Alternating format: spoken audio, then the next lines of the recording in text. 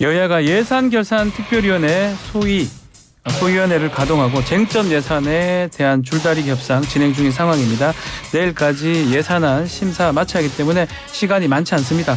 자, 오늘은 국민의힘 예결위원 장동혁 원내대변인 모시고 이야기 나눠보겠습니다. 안녕하십니까, 의원님? 안녕하세요. 자, 먼저 본격적인 얘기 전에 2년 연속 국감 우수위원으로 선정이 됐더라고요.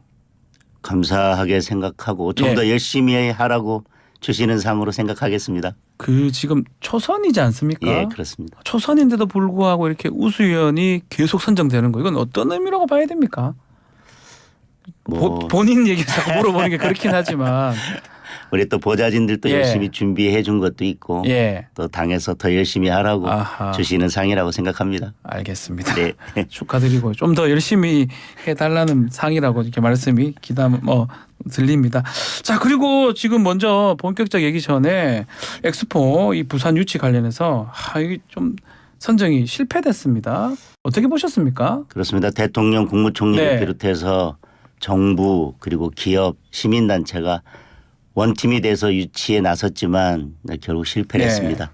그렇지만 그 과정에서 외교 영토도 넓어지고 경제 영토도 넓어졌다고 생각합니다. 회원국이 아마 182개국인데 맞습니다. 예. 저희 정부와 기업 관계자들이 유치를 위해서 이동한 거리가 거의 지구 500바퀴를 돌 정도의 아하. 거리고 예. 그 과정에서 우리 한국 기업들의 글로벌 위상이 높아지고 예. 또 새로운 시장이 개척이 되고 또 공급망도 다변화됐습니다. 이런 외교 성과, 경제 성과가 있기 때문에 유치에는 실패했지만 이걸 계기로 해서 국민들이 좀 더 힘을 모아 나가는 계기 그리고 한국 기업들이 해외에 진출해서 우리의 경제 영토를 더 넓히는 계기로 삼았으면 좋겠습니다. 한편으로는 이제 이게 사실 그만큼 투자한 만큼 또 그 결과를 보면 29표로 돼 있거든요. 네네. 165인가요? 네. 사우디는 하여튼 그렇다면 이게 앞으로 시간을 좀 더 했는 만큼 좀 더 실망감이라든지 특히 후폭풍 이런 것들은 없을까요? 특히 총선도 지금 얼마 안 남았고요. 사우디보다 사우디 많이 119입니다. 이제 늦게 네. 출발을 했고 예. 저희들이 한 17개월 정도 사우디는 네. 그보다 훨씬 전에 그렇죠. 유치 지원을 시작했습니다. 실망감도 크시겠지만 네. 말씀드린 것처럼 유치에는 실패했어도 그것이 무가 아니라 경제 영토 외교 영토가 넓어지는 예. 성과가 있었다라고 생각하고 국민들께서 오히려 좀 심기일전하고 좀 더 도약하는 그래서 힘을 모으는 계기가 되면 될 것 같습니다. 자, 예산안 이야기도 해보겠습니다. 현재 소위 또 소소위까지 진행 중인 걸로 알고 있는데 뭔가 좀 진척된 내용들이 나오고 있습니까? 소소위원장 예. 그리고 양당 간사들 그리고 기재부 예. 차관 예결위 수석 전문위원이 함께 논의하는 이제 소소위가 가동 중인데 네. 지금 소위원회에서 소소위로 넘어간 쟁점들이 워낙 큰 쟁점들이 많습니다. 아하. 특활비, R&D, 예. 그다음에 원전, 신재생에너지, 예. ODA, 청년 예산 그리고 주거복지 예산. 여야가 정책적으로 조금 견해 차이가 큰 사업들도 있고 하기 때문에 그리고 액수도 크고 네.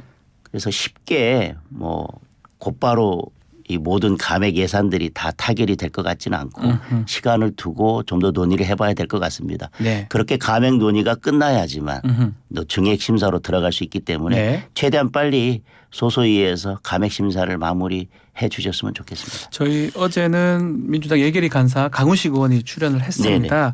그 얘기를 하더라고요. 민주당이 단독으로 감액 수정안 준비하고 있다라고 지금 얘기를 하고 있는데 혹시나 그게 제출이 되면 여당 쪽에서는 어떻게 대응을 할 예정입니까? 예산 심사 과정에서 네. 여야가 하는 발언들은 네.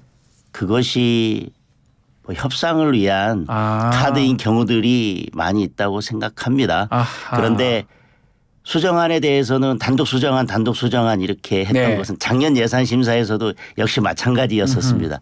제가 작년에도 예결이 있었고 또 소위원회 활동을 했었는데 네. 작년에도 더불어민주당에서는 끝까지 단독 수정안 내겠다 했지만 내지 못했었습니다. 어제 강원식 간사님께서 말씀하신 걸 봤는데 강원식 간사님도 잘 알고 계십니다. 증액에 대해서는 정부의 동의가 필요하기 때문에 단독 수정안을 낸다고 하는 것은 결국은 증액은 결국 포기한다라는 건데 과연 예산 편성을 하면서 지금 여당에서는 충분히 협상의 문을 열어놓고 네. 최대한 열심히 지금 심사를 하고 있는데 지역에 여러 사업들도 있고 그렇죠. 꼭 증액이 필요한 사업들도 있지 않습니까? 있겠죠. 민주당에서도 여러 사업들 R&D나 뭐 증액이 필요한 청년 예산이나 그런 증액 사업들이 많이 있는데 그 모든 걸 포기하고 감액만으로 단독 수정안을 낸다고 하는 것은 현실적으로는 저는 어렵다고 어렵다. 보고 협상을 위한 카드라고 생각을 합니다. 자, 이제 내일 30일이 본회의입니다. 이 본회의가 열릴지 말지도 지금 아직까지 정해지지 않는 것 같습니다. 어제 예. 결국은 철회했던 탄핵안을 민주당이 다시 제출을 했습니다. 예, 재발했습니다. 그 민주당의 입장에서는 내일 어떻게든 본회의를 열겠다는 강한 의지가 있는 것 같습니다. 예. 그렇지만 저희 국민의힘에서 여러 차례 말씀드렸던 것처럼 내일과 모레 이틀 본회의를 잡아놓은 것은 관례적으로 예산 심사가 마무리될 즈음에 법정 기한 직전에 그렇죠. 보통 이틀을 잡아두고 예산 협상 과정을 보면서 마무리가 되면 그중에 하루 잡아서 이제 본회의에서 예산안을 처리하기 위한 날짜지 않습니까? 예. 저희들이 2012년 즉 19대부터 20대 21대 정기국회를 쭉 보니까 그렇게 예산안을 위한 본회의가 잡혀 있었지만 예산안 합의가 되지 않은 상태에서 본회의를 강행한 적은 단 한 번도 없더라고요. 그래서 민주당이 지금 예산안을 처리하지 않았으면서 저희들은 그 탄핵안의 철회도 적법하지 않다라고 주장하고 있는 마당에 무리하게 탄핵안을 추진하기 위해서 내일 본회의를 여는 것은 국민들도 납득하기 어려울 것이라고 생각합니다. 그러니까 예산안하고 탄핵안을 연계시키지 말라. 이게 네. 국민의힘 입장인 거죠. 그렇습니다. 저희들은 네. 예산안만 협상이 되면 내일이든 언제든 할수 본회의를 있는데. 열 수 있다는 입장입니다. 자, 그렇다면 만약에 이제 결국 그 얘기대로라면 본회의 뭐 안 열릴 수도 있고 특히 예산안 심사가 내일까지 완료가 안 되는 거잖아요. 네. 그렇게 되면 법정 기한을 지금 지나는 거기 때문에 정부 원안이 본회의에 자동 회부되는 거 이것까지 국민의힘 좀 생각하고 있던 겁니까? 저희들이 그걸 예상하고 예. 있다는 것보다는 사실 소위 심사 과정을 뭐 이렇게 언론인들도 들어와서 보기 때문에 다 지켜보셨고 속기록도 남아 네. 있습니다. 근데 소위가 빨리 진행되지 못했던 것은 상임위에서 예산안이 전부 다 올라오지 않았기 때문에 그렇죠. 사실 속도가 늦어졌습니다. 예. 그 이후에 곧바로 소소위로 들어가서 지금 협상을 계속 하고 있습니다. 뭐 의도적으로 지연시킨 것이라기보다는 물리적으로 어쩔 수 없는 측면이 있고 정부안이 올라간다고 하더라도 그동안 상임위나 예결에서 논의했던 것이 사실 아무 의미 없는 것이 아니라 정부안에 대한 수정안이 올라갈 때에도 상임위와 예결위에서 논의됐던 것을 바탕으로 수정안이 만들어지기 때문에 네. 법률적으로는 정부안이 올라간다고 하는 것이지만 그동안 논의했던 것이 전부 다 의미 없다. 그렇게 보기는 어려울 것 같습니다. 그러면 결국은 다음 달 9일이 이제 종료되는 정기국회 종료되는 날 아니겠습니까? 그때까지 처리는 가능한 겁니까? 지금 법정 시한을 지키기는 예. 물리적으로 조금 어려워진 예. 상황이긴 하지만 여야 간사님들께서도 아마 적어도 정기 국회 내에는 최대한. 예산안을 좀 최대한 마무리하자라는 마음으로 지금 협상을 하고 진행 중인 걸로 알고 있습니다. 소위든 소소위에서 네, 계속 얘기를 그렇습니다. 하고 있다 이 말씀이네요. 네. 자, 그리고 윤재욱 원내대표가 자 더불어민주당하고 뭐 정책위 의장 아니 원내수석 부대표 2+2 민생 법안 추진 협의체 요거 제안을 했는데 민주당이 요걸 받을까요? 어떻게 보십니까? 민주당도 예. 뭐 받을 것이라고 생각합니다. 음흠. 이런 2+2 또는 이제 원내대표까지 참여하는 3+3 협의체가 3+3 예. 뭐 이게 처음 있는 것은 아니고 이게 현안 민생 현안이 있을 때마다 2+2 또는 3+3이 가동이 됐었습니다. 뭐 얼마 전에도 우리 그 재난과 관련된 법안들을 처리하기 위해서 뭐 2+2가 가동이 돼서 성과를 낸 적도 있고요. 예.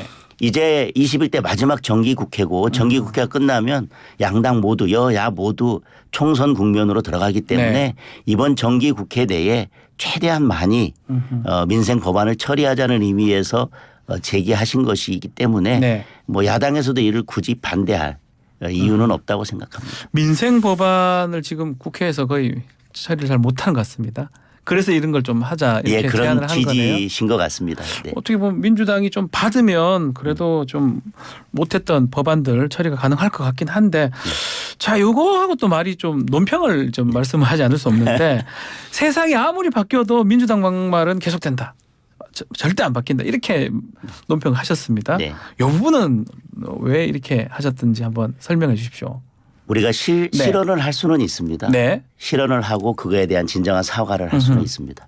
그런데 예를 들면 최강욱 전 의원의 네. 최근 발언은 실언이 아니라 의도된 발언이고 그에 뒤이어서 뭐 민영배 의원이나 네. 아니면은 다른 의원들의 발언 뭐 김용민 의원이나 다른 의원들의 발언을 보면 네. 이게 뭐가 문제냐는 식의 발언을 하고 있습니다.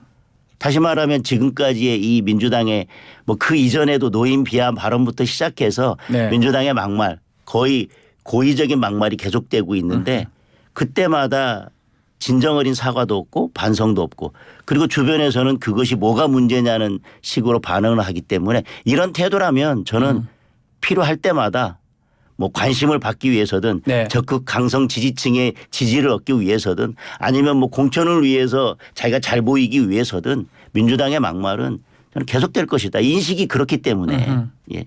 이렇게 얘기하시면 또 2+2나 3+3 요거 하는데 또 방해가 될 수도 있지 않을까요? 그렇게 뭐 보시진 않습니까? 그렇지는 않을 것 같습니다. 더불어민주당도 예. 당 지도부에서는 지금 몇몇 의원들의 이런 막말이 더불어민주당에게도 유리하지 않고 국민들도 이것을 어떻게 바라보실지를 네. 잘 알고 있을 것이라고 생각합니다. 자 그리고 국민의힘 그제인가요? 당무감사 결과 나왔습니다. 특히 당협이 이제 253곳인데 46개 당협위원장 교체 권고를 했는데 22.5%입니다. 이거 비율 꽤 많다고 봐야 되는 거 아닙니까? 그런데 원내외를 다 예, 합쳐서 합쳐서 이제 46곳이기 46개. 때문에 예. 그 이전의 당무감사 결과나 이런 것들을 한번 비춰보니까요. 네. 그렇게 많은 숫자라고 볼 수는 없을 것 같습니다. 뭐 보기에 따라서는 그럴 수도 있는데 네.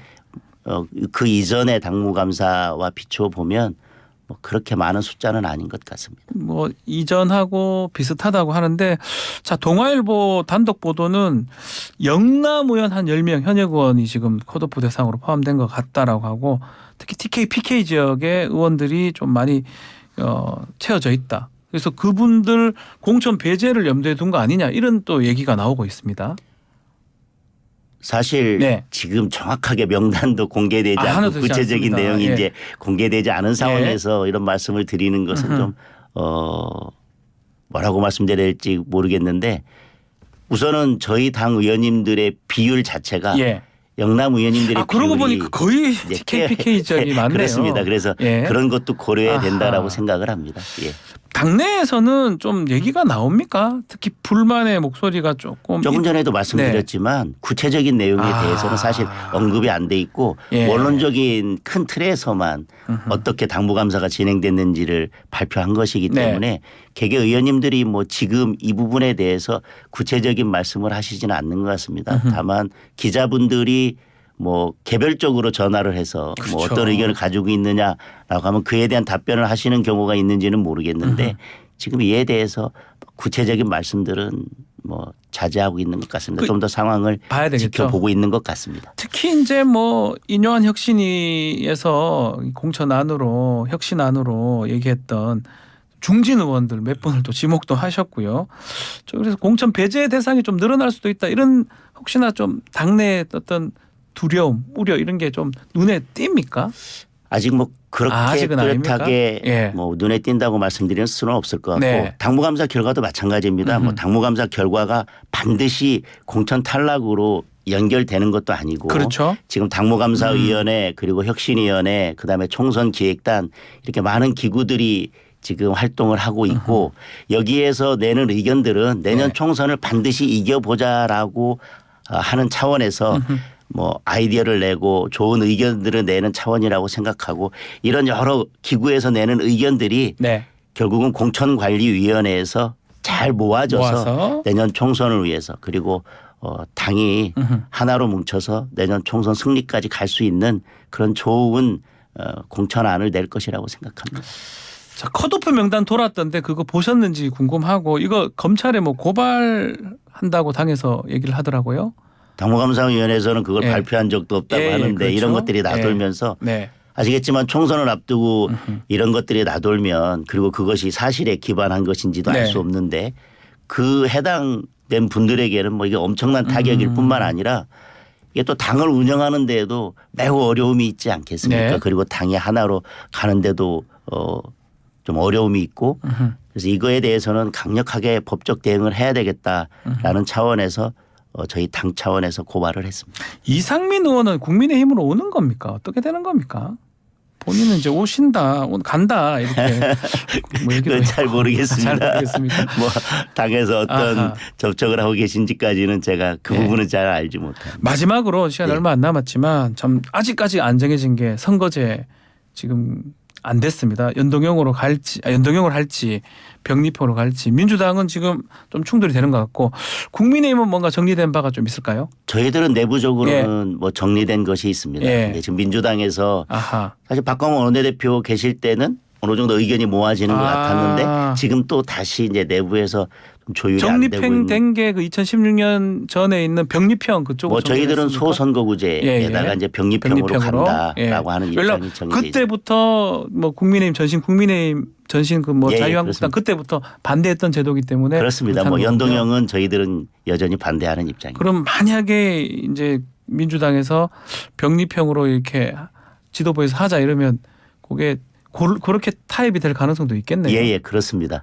네. 그런데 병리평도 이제 두 가지입니다. 네. 예전처럼 뭐 전국을 하나로 병리평으로 할 것인지 아니면 네. 지금 이제 뭐 권역별로? 권역을 세 개로 네. 나누는 병리평일지는 모르겠습니다만 그건 뭐 여야가 만약에 병리평으로만 간다고 아하. 되면 그것이 큰 이견이 있어서 뭐 합의를 뭐 가로막거나 그러지는 않을 것 같습니다. 알겠습니다. 자, 오늘 말씀 여기까지 듣겠습니다.